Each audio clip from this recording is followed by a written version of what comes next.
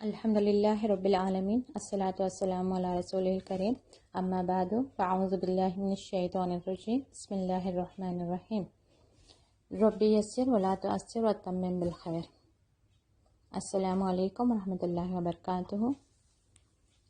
آج کی حدیث ہم لیتے ہیں۔ حدیث کا مفہوم ہے، حضرت ابو ہریرہ رضی اللہ عنہ بیان فرماتے ہیں کہ مجھے میرے خلیل رسول اللہ صلی اللہ علیہ وسلم نے ہر مہینے 3 دن کے روزے رکھنے، چاشت کی 2 رکعتیں اور سونے سے پہلے وتر ادا کرنے کی وصیت فرمائی۔ یہ بخاری اور مسلم کی روایت ہے۔ اچھا، تو اس میں سونے سے پہلے وتر کی ادائیگی صرف اس شخص کے لیے مستحب ہے جو رات کے آخری حصے میں اٹھنے کے بارے میں اپنے پر اعتماد نہیں کرتا۔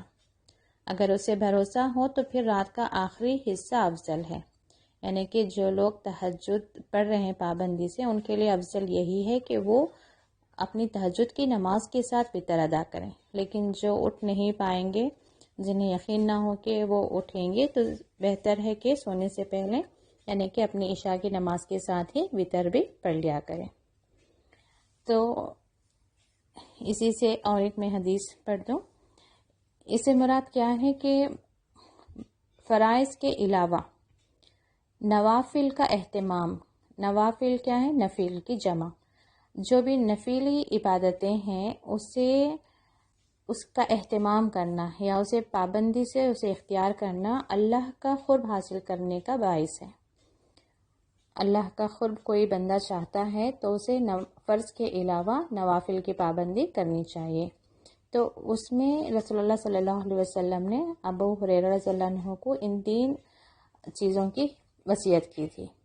تو انشاءاللہ تعالی ہم بھی کوشش کریں کہ جو کر رہے ہیں الحمدللہ ثم الحمدللہ، اللہ تعالی ہم سب کی ان کوششوں کو، نفلی عبادتوں کو قبول فرمائیں۔ لیکن اگر کوئی بالکل ہی اس چیز سے دور ہے تو ہماری ایک کوشش ہے کہ کیونکہ انسان جس کی صحبت میں رہتا ہے، جس ماحول میں رہتا ہے، جہاں اسے ان چیزوں کی ترغیب ملے گی تو وہ کرے گا، نہیں تو انسان ایک غفلت کی زندگی گزار رہا ہوتا ہے۔ تو انشاءاللہ تعالی ہم ایک کوشش کر رہے ہیں کہ کچھ احادیث ہم رسول اللہ صلی اللہ علیہ وسلم کے سنت سے ثابت نوافل کے بارے میں ہم پڑھیں، سنیں، سمجھیں، تاکہ اس سے ہمارے دلوں میں خواہش پیدا ہوگی، ہمیں بھی ان نوافل کی اہتمام کرنا چاہیے۔ ان عبادتوں کو کر کے اپنے رب کا مقرب بندہ بننے کی ہمیں کوشش کرنی چاہیے۔ تو کوشش کریں کہ جو بہنیں چاشت کی نماز نہیں پڑھ رہی ہیں وہ چاشت کی نماز اپنی زندگی میں شروع کر لیں۔ صرف 2 رکعتیں ہیں اس وصیت میں۔ اس کے مطابق ہم اور ایک بھی حدیث پڑھ لیتے ہیں۔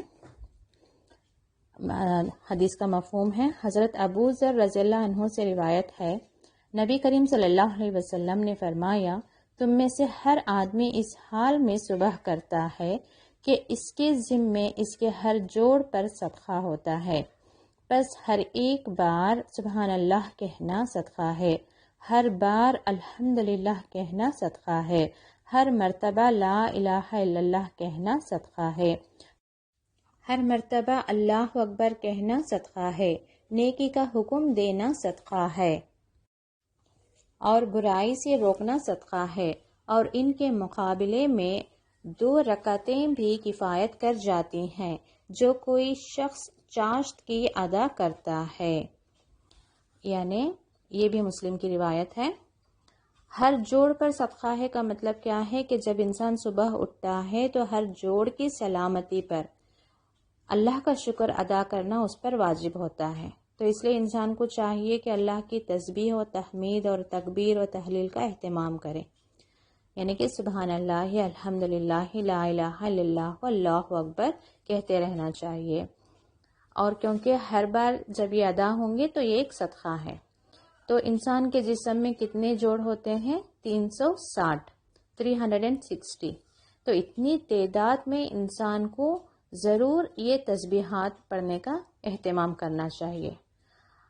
علاوہ ازیں کسی کو نیکی کی ترغیب دینا اور برائی سے روکنا بھی صدقہ ہے۔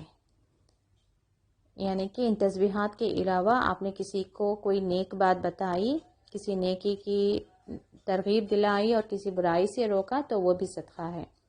اور اگر یہ سب نہیں کر سکا یا یہ سب کرنے میں ہم سے کوئی کوتاہی بھی ہو سکتی ہے، یہ ہم کر نہیں سکتے، تو انسان اگر چاشت کی 2 رکعتیں ادا کر لے تو تمام جوڑوں کی طرف سے صدقہ ہو جاتا ہے۔ اور اس سے ہمیں یہ بھی معلوم ہوا کہ صدقہ صرف مال خرچ کرنے کا ہی نام نہیں ہے، بلکہ صدقے کے مفہوم میں بڑی وسعت ہے اور نیکی کی مذکورہ تمام صورتوں کو وہ حاوی ہے۔ یعنی کہ ایک ذہن میں ہوتا ہے نا کہ صرف پیسہ دینا صدقہ ہے، اس کے علاوہ جب بھی انسان کو ہر دن ہی موقع نہ ملے کہ وہ پیسہ اٹھا کر کسی غریب کو دے، کسی مسکین کو دے صدقے کی نیت سے، لیکن جب وہ اللہ کے تسبیحات بیان کر رہا ہے، کسی کو نیکی کا حکم دے رہا ہے، کسی کو برائی سے روک رہا ہے، تو وہ بھی جو ہے صدقہ ہی ہے۔ یہ کچھ اور حدیثوں میں آتا ہے کہ اس کے کم سے کم 2 رکعت ہیں اور زیادہ سے زیادہ 8 رکعت بھی پڑھ سکتے ہیں۔ جو شروع کر رہے ہیں وہ 2 رکعت سے شروع کر سکتے ہیں۔ اور اس میں یہ بھی ایک ہے کہ لوگوں میں ایک کنفیوژن ہے کہ چاشت، اشراق یہ سب الگ الگ نمازیں ہیں، تو اس کا بھی بیان ملتا ہے کہ جو سورج کے طلوع ہونے کے فوراً بعد، یعنی کہ آفٹر سم 20-25 منٹس کے بعد جو نماز پڑھی جائے وہ اصل میں اشراق ہے۔ اس کے تھوڑی دیر بعد اور دھوپ کے پھیلنے، جب سورج کی تھوڑی گرمی ہو جائے اس وقت جو نماز پڑھی جائے اس کو چاشت کی نماز کہتے ہیں، اور اس کا وقت زوال سے تھوڑی دیر پہلے تک رہتا ہے۔ اور جو اسی کو صلاۃ الضحیٰ بھی کہتے ہیں اور اسی کو اوابین کی بھی نماز کہتے ہیں۔ تو کوشش کریں کہ آج سے چاشت کی نماز اپنی زندگی میں، اپنی روٹین لائف میں اسے لے کر آنے کی کوشش کریں۔ بہت آسان ہے، جب آپ واش روم سے فریش ہو کر باہر آ رہی ہیں تو باوضو آ جائیں اور فوراً ہی مصلی بچھا کر وہاں پہ آپ 2 رکعت نفل نماز ادا کر دیں چاشت کی نماز کی نیت سے۔ تو الحمدللہ بہت آسان ہے اس کو روٹین لائف میں لے کر آنا۔ اور دیکھیں کہ فجر کی نماز جو اٹھ ہی نہیں پا رہا ہے، جس نے ادا نہیں کی، اس کو بھی چاہیے کہ پہلا کام نیند سے بیدار ہونے کے بعد پہلا کام وہ یہی کریں کہ وضو کے ساتھ 2 رکعت فجر کی بھی نمازیں ادا کریں، فرض نماز، اور اس کے بعد پھر یہ چاشت کی نماز ادا کریں۔ تو انشاءاللہ کوشش کریں ایک ایک قدم اللہ کی طرف بڑھنے کی، تو پھر آپ کے لیے اللہ تعالیٰ آسانیاں پیدا کر دے گا۔ اللہ تعالیٰ سے دعا کرتے رہیں کہ وہ آپ کو یا ہم سب کو اللہ اپنے مقرب بندوں میں ہمیں شامل کر لیں۔ اسی کے ساتھ آج جمعہ ہے تو درود کا اہتمام کریں، سورہ کہف پڑھنے کی کوشش کریں۔ جمعہ کے دن دعا کی قبولیت کی گھڑی بھی ہوتی ہے، اپنے لیے اور تمام مومن مسلمانوں کے لیے خیر کی دعائیں مانگیں۔ اللہ تعالی ہم سب کی جائز دعاؤں کو قبول فرمائے، آمین ثم آمین۔ السلام علیکم ورحمۃ اللہ وبرکاتہ۔